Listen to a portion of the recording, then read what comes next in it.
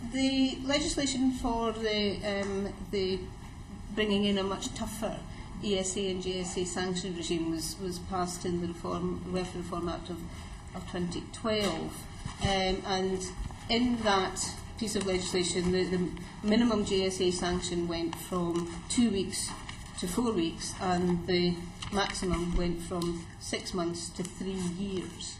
Now, these are quite sizable lengths of time. So what evidence did you have on the likely impacts on claimants that these extended sanction periods would have? Okay, well, first of all, sanctions have always existed since benefits began, and they were put in place as a deterrent, but actually an aid to ensure that people go for the right support or the best support to get them into work.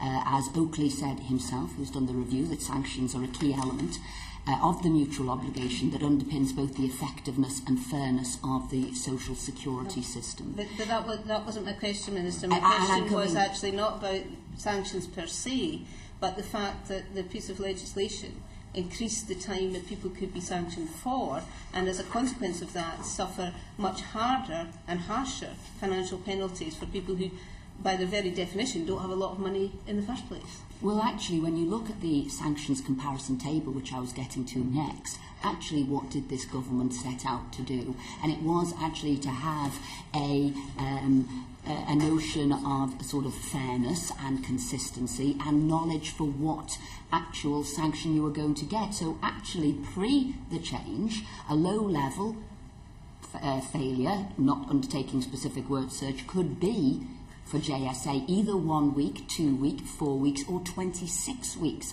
and the person wouldn't necessarily know they'd got that, whereas now it would move to a 4 weeks definite known and 13 weeks, so it's actually half the length of time. My question was about the effects of that length of time without money would have on individual claimants and their capability of managing without any financial support.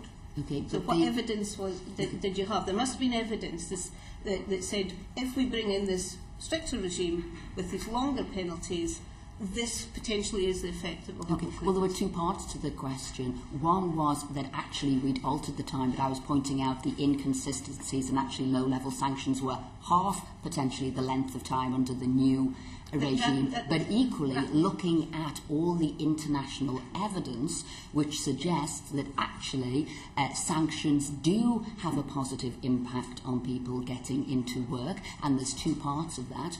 One, it has a positive impact for people moving into work as a deterrent, and actually afterwards further research, should somebody have been sanctioned, that it helps them into work. That's still not my question, Minister. My question is, what evidence did you have, what research had been done that would suggest that, that would tell you what the impact, the financial impact was going to be on claimants who were suffering a penalty of anything up to 3 years? Was there any evidence that said, was it just, oh, well, it's working at this level, so let's increase it because it will maybe make it work even more because the penalties will be so horrendous nobody will want to do it? Or was there evidence of what effect on claimants this would have? Well, the evidence from all the international research, whether that's the Netherlands, whether that's Germany, most of the Northern European countries, was that it has to be a round support, so there has to be extra support given to people, obviously, which we were doing, and the deterrence, the increased deterrent, would be used as purely that, a deterrent to make sure that people take up the offer of that work and support. You talked about the international comparisons, but what country has the same length of sanctions or penalties that the UK has?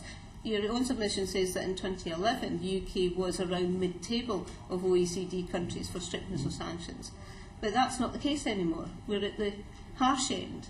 So again, I'm asking the question, is what evidence was there and did you have about the likely impacts on claimants and their ability to manage financially, not whether it made them get into work or not, but whether for some the sanction was already in place It can't be lifted. You know, if you've got a 3-year sanction, it can't be lifted 6 months down the line. It's a 3-year, and that's what you've just emphasised this morning, is that once they've got the sanction, that's it. So there's no way they can lift it. Therefore, they will not have any income from the state in that 3-year period.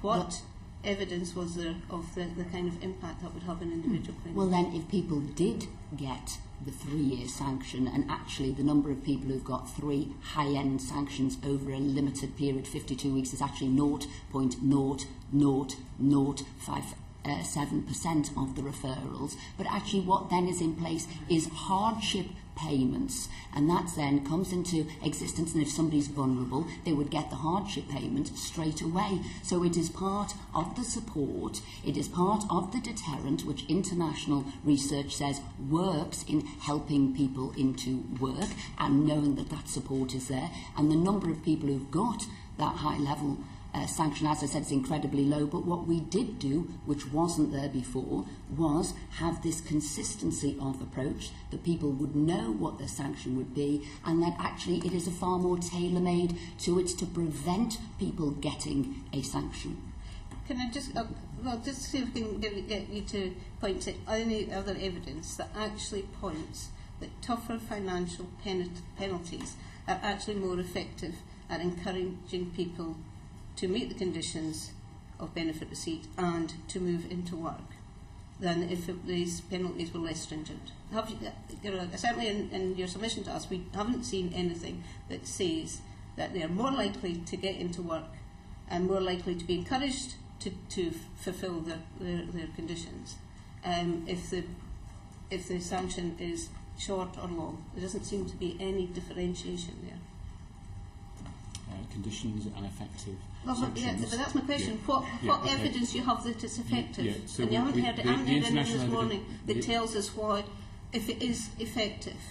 The evidence suggests that having a credible level, OECD evidence suggests that the evidence research done by the OECD on Northern Member States suggests that having a credible benefit reduction leads to increased work search, and up to an increase of 50% flow into employment because of that work. Yes, but that's the basis of sanctions. Yeah. That's an argument for sanctions. It's not an argument for extending the length and the severity of the sanctions. The point is that the conditionality system has to have a credible sanction in order to make it effective, as to help people to comply with the system, which is a well-established point of much research. And in terms of where the UK stand, the UK are still mid-table in terms of its overall conditionality regime. Clearly, the 3-year sanction is not unique. In fact, in Germany, there's an indefinite sanction for certain circumstances.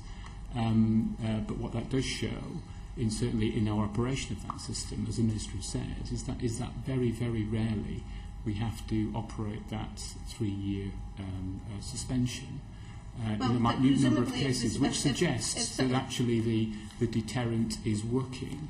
And also that is intended really just to deter people from repeatedly not complying with the system. But any sanction that has to be imposed is obviously a failure because it hasn't changed the individual's behaviour, provided, and we've got lots of questions coming up, whether they understand the sanction or not and whether they can get out of it. But you're still not really giving us evidence that either A, as a department, you actually thought of the financial consequences for the claimants that might find themselves in this position, or B, whether it actually worked in doing its main job of getting people into work. A lot of the evidence we've received is that actually this extended sanctioning has actually acted as a barrier to people getting into work rather than a help. There was no reason whether they'd know they were going to get 1 week, 2 weeks, 4 weeks or 26 weeks for a low level. Now you'd know you'd get 4 or 13. So it was part of the reorganisation of the system for clarity, as well as, for some of it, an extended period for people who ritually and routinely, deliberately don't perform. Failure to answer the question. You didn't do any research, you didn't have any evidence that you as a department, that you consider the financial effects that would have on individual claimants as a result of these extended sanctions? Well, by looking at international evidence, No, at what that's was not, working, that's not we the question, did. Minister. It's you obviously you thought for some reason that this would work, therefore you were going to do it. Can you accept that because you're unable to answer the question of these effects, that people are thinking it isn't actually about getting people into work, it's actually about being punitive and punishing people?